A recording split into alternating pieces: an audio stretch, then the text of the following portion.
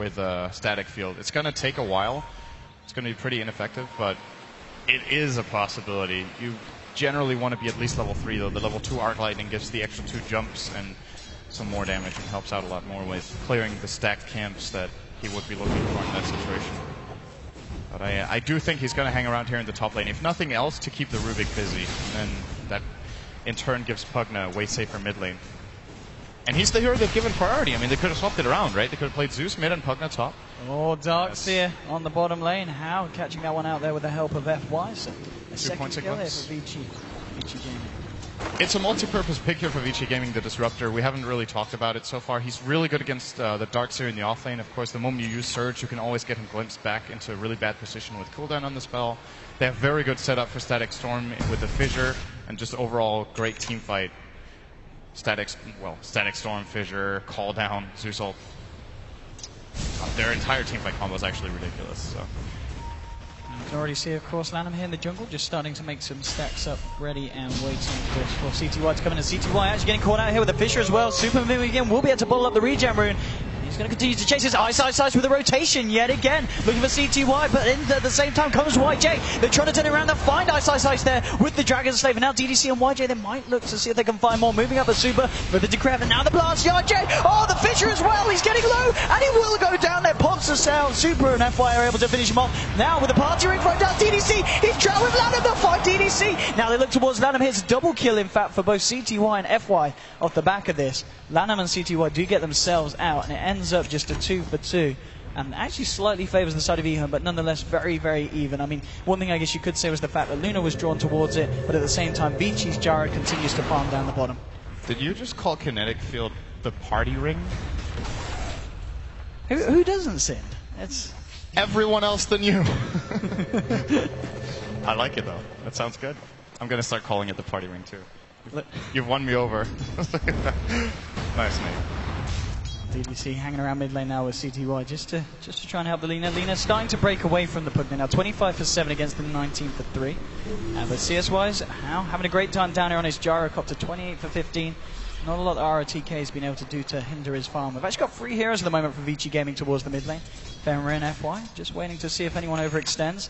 See if they can find a Fissure. And a Fissure into a Decrep, into a Blast. Should be able to blow up CTY if he's not too careful, but he's hit 6 here. He's got the Laguna Blade, so maybe that's what Vici are hoping, that he's going to go aggressive. And now here we go with the Decrep, the Fissure, the Blast doesn't quite latch on.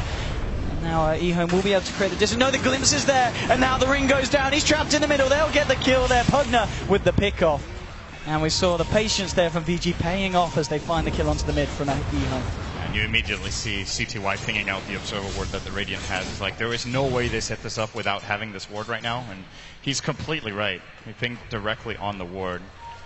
We'll see if Ehun can find a way of counterwarding that, but so far the rotations from Vici Gaming have been incredible. I mean, it's not just that they managed to find good ganks with Shaker Disruptor, who in theory aren't the best ganking duo, right? The damage between them isn't that great. Fissure can be incredible, and of course the Glimpse is nice, but it's not your classic, go in with 2 high damage stuns and just kill off a target. They've really made it work with, once again, the Zeus rotations from Ice have been the most surprising thing for me this game so far. He's only level 3, though, in contrast to ROTK sitting on 5.5. That's just the nature of the Darkseer being the way superior offlaner.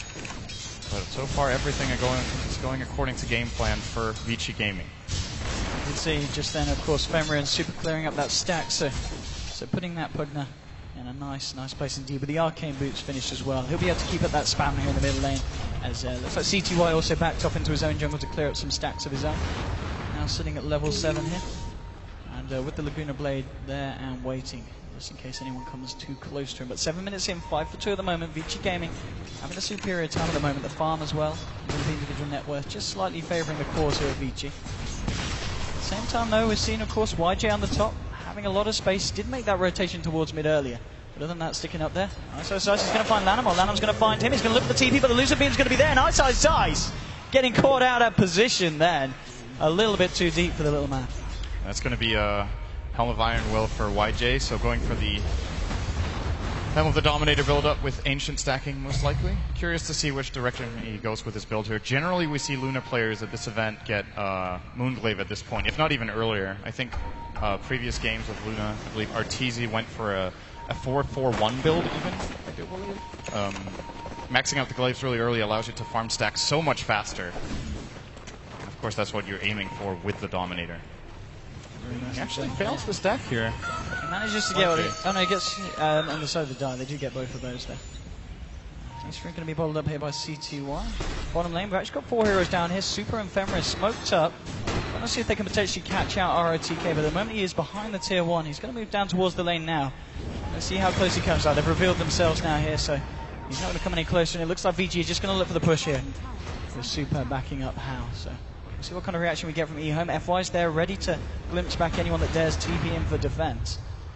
Maybe with this next wave, we'll see VG Gaming being able to take this tower without eHome able to do anything to stop it. We're going to see people starting to walk in. No one's going to TP directly in. CTY and RTK moving in. They're pretty low on mana at the moment, though. There's not going to be the potential for a straight-up Laguna Blade from CTY for a bit of time.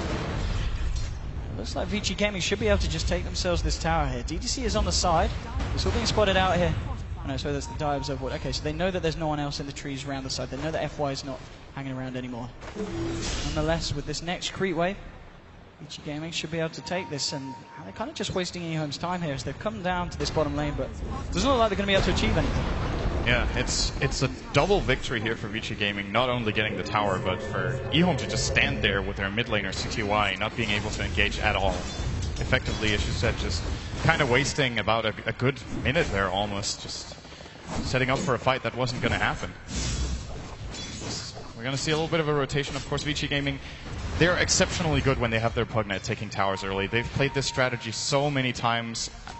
I personally think they play the best Pugnet in the world on Super, at least in the core role. He is really, really good at realizing the hero's strengths, the timing windows, when to go, what to do. So far, it's been great from him. He's 1-1 and 3. He's taken tier 1.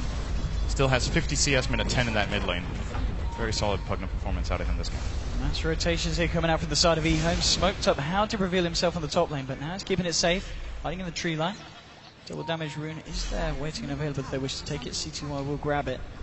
It doesn't look like they're going to find anything here with this smoke, as VG Gaming pretty much safely tucked away on their side of the map. And CTY is just going to go back and clear up these stacks, try and chase up the Pugnet in terms of net worth. He's quite a bit behind, but of course, down to the fact that VG Gaming did find that very, very early tier 1. So this stack should help close the gap here for CTY.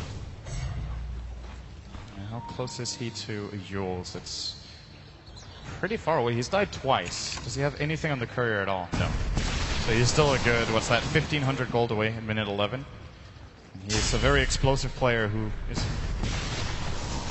very, very good at taking advantage of an early lead, but that's not going to be the case for him this time around. As you said, though, good catch-up for him here at least. I think we're looking at what could be an 13-minute Yules, perhaps? Still got a way to go. Oh, at the same time, talking about good time. 11 minutes in, Pugnet now has got the mech complete on top of the Arcanes and Bottle, so Super looking very, very good here on this Pugnet. And if they want to group up and push another tower, it's going to be even harder for eHome to fight into. We saw VG do it on the bottom lane, eHome unable to do anything in response. And VG, they're going to look for more here. Smoking up, moving towards the top lane. How at the moment, acting as a little bit of bait, being the only one revealing himself. And they're going to be there ready with the counter-attack if eHome decide to go for the gyro. But even if that's not going to be the case here, VG Gaming, they'll have the time and the opportunity to go for another tier 1. In fact, DDC looking to TP out here. They'll get the vision with the Thunder God's Wrath. And now with the Fisher, DDC in a lot of trouble. He's trying to run away here, but Super will close in on him. And the Nether Blast drops down. Doesn't quite catch him, but Ice there with the Arc Lightning. Sal's being popped by DDC. He's trying to do what he can. It's not enough, and they'll lose the Rubik here. And the side of eHome will almost certainly lose this tier 1 as well. YJ and Lanham, they're looking for potentially something in trade, pushing on the tier 1 in the middle lane, and ROTK amping up the pressure on the bottom.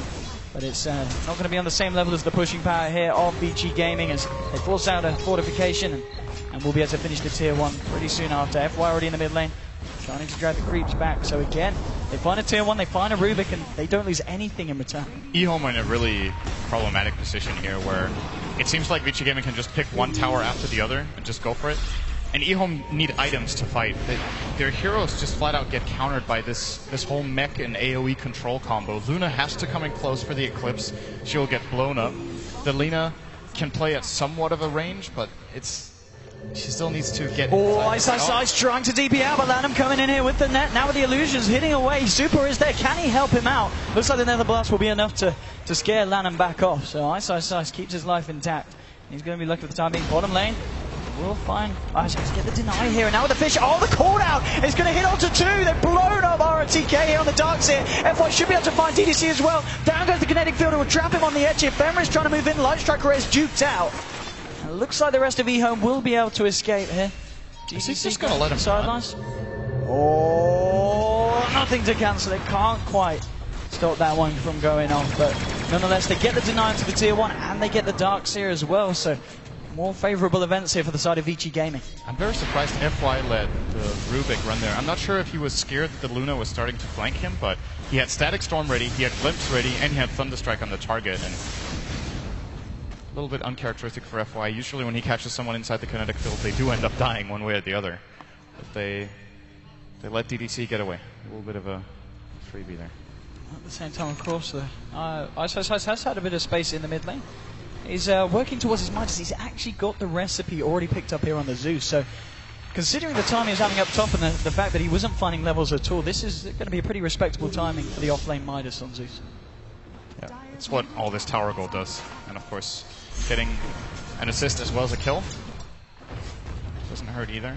And he's going to become relevant. Like I really like this choice from Ice. I think a lot of the time Midas is actually a really good first item on Zeus because this hero scales exceptionally well into the late game, but doesn't have the best farming pace in comparison to a lot of other cores played, particularly in the mid lane. And in this off lane role, there's not so much pressure on him to perform right now.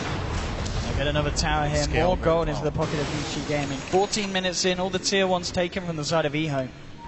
I mean, we can see already the fact that House sitting on 6.3k net worth here on this gyrocopter in a very, very good position. YJ trying to take what he can here from the enemy jungle. On top of the helm, the Dominator has the Ogre Club. At the same time, in comparison to Gyro How, he's nearly got the BKB completed. Only about 400, 500 gold to go before he's got that one done. And speaking of BKB, it's got to be the story for eHome. I think their chances of fighting under the Nether Ward without a BKB on the Luna and maybe even the Darks here looks pretty grim for them. So the problem is, whenever eHome wants to engage a fight, they kind of have to use Song of the Siren to get in a good position. But the amount of counterplay that Vici has drafted, Fissure, Glimpse, Static Field, and soon the BKB on the Gyro, as well as the Nether Ward, is probably going to make them think twice about going for any fight at all. And just a matter of time before Vici Gaming start looking at these juicy tier 2 towers. The top one should be a very easy target for them, as it's a great area for them to fight in. I mean, what do you feel that Vici Gaming are waiting for now in terms of, is it a certain item pickup before they start to go deeper onto enemy territory and look for a tier 2, or are they waiting for eHome to try and come onto their side of the map and look to just fight them at their own tier 1? Well, ideally, let's see, what are the key items? BKB on Luna. Lina has to find some sort of solution for the Nether Ward, like in her item build. She has the Yours now, but that's not really going to help. The Darkseer is going to need, so perhaps a blink on RTK and they just land a super combo and they can try to fight into the BKB Gyro and the Nether Ward. That's going to be ridiculously hard, but it might be what they have to go for. So yeah, I'm going to say that. Blink, Darkseer, and the BKB on Luna, absolute minimum to be able to win team fights. Now, of course, they can look for skirmishes. That's still not out of the question. You can try to smoke up with a Rubik and Lina. Should make for a pretty easy single pick-off on most of the Radiant heroes who, of course, do have that innate weakness that they have very low health pools. How? He's feeling pretty confident up here. Just farming away, pushing up this top lane. All on his own, because the rest of his team around towards the mid lane actually going to smoke up here. And potentially going to wrap into the dire jungle.